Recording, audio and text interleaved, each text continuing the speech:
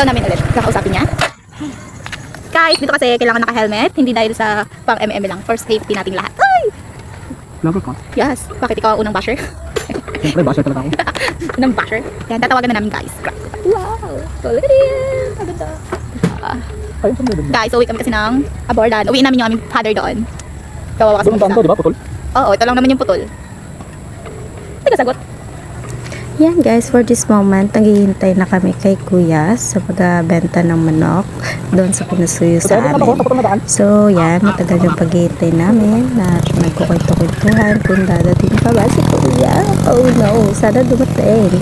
O yan, nag-wait kami dyan ng Okay guys, wait, mag-wait muna kami. Oh, nagtanggal na siya. Ikaw yung unang basher. Yung hindi pa ako hindi pa ako certified vlogger. May certified basher na ako. Oo. Ano sasabi mo? Ha? Kahit anong pagsisikap mo sa buhay, hindi ka asinso. Oh my Ano god. basher? Ayan na siguro siya. Siya na siguro yan. Siya na siguro yan. Ayun, sarang matanong. Ayaw. Sa manok po? Ayaw mo na. Iyaw kasi ako ng isda.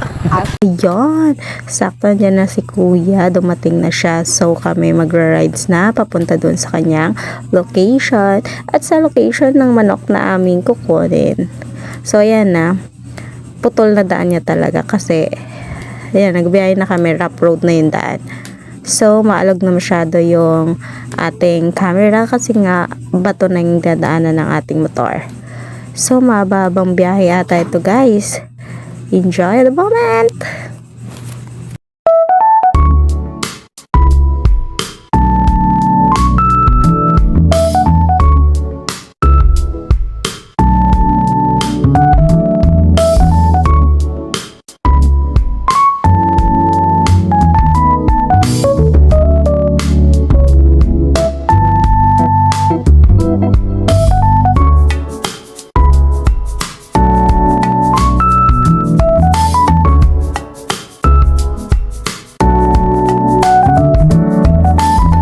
ご覧いただきありがとうございます。